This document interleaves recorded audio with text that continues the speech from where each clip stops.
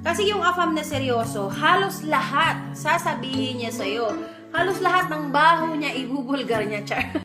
Yo, what's up mga peeps? Welcome back again to my channel. If you're just new to my channel, don't forget to hit the subscribe button. My name is Kate and you are watching Homolas TV. Mga ka-peeps, Homolas TV, subscribe ka na. So, number one na sign na hindi totoo yung pagmamahal ng ka-LDR mo sa'yo is sobra ang kaswitan niya sa'yo. Dito, relate na relate ako dito. Kasi nga, meron na akong mga kachat din dati na as in, yung halos ibigay nila sa'yo ang buwan. Halos ibigay nila sa'yo yung mga bagay na imposible para lang makuha yung tiwala mo, para lang makuha yung loob mo. Yung kakachat niya lang sa'yo, tapos asawa agad yung tawag sa'yo, tapos yung halos pinapangako niya ng mga bagay na imposible. Mga ganyan ha, yung sobrang sweet. Number 2 is, bigla na lang talaga siyang maglalaho sa buhay mo, mag-ghost ka.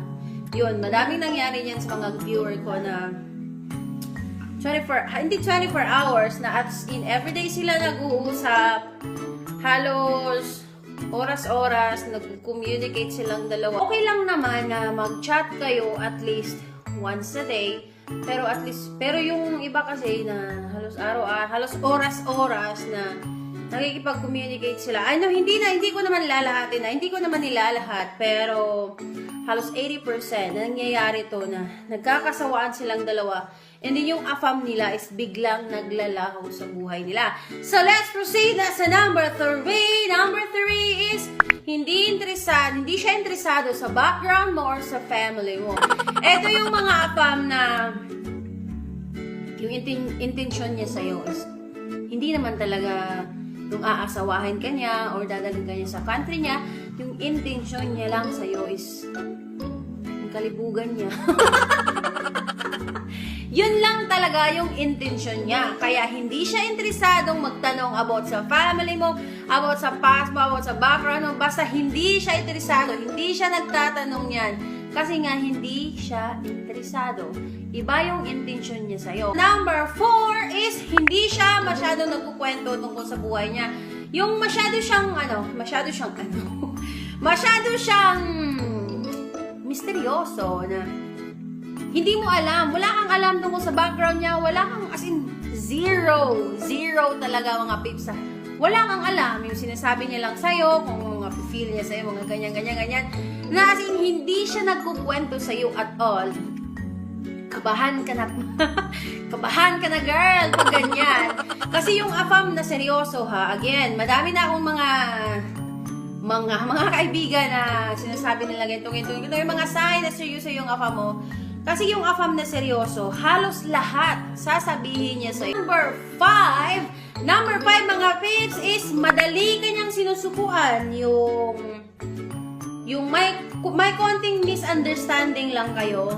Tapos, siya sasabihin agad na maybe we're not compatible, na maghihiwalay na kayong dalawa kasi nga palagi na lang ganito, ganyan. Yung afam na seryoso ha, hindi yan susuko kung kahit gaano ka pa kasuplada. Suplada talaga.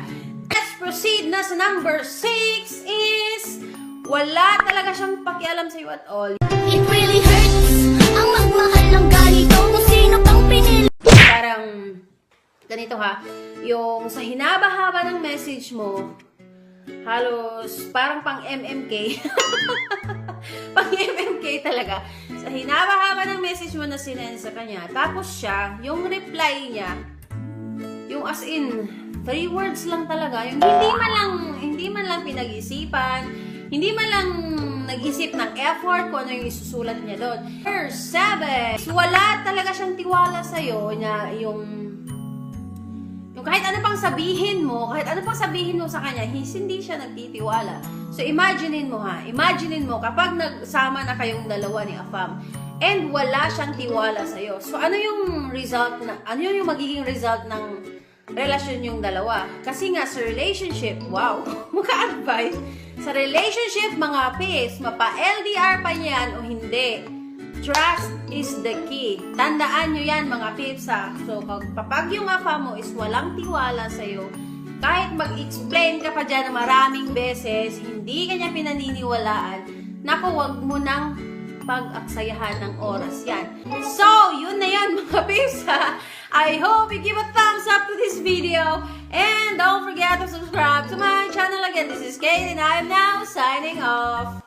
Walang ibang may alam kung ano ang iyong kapalaran. Kailangan mo ba na makakausap at magsasabi?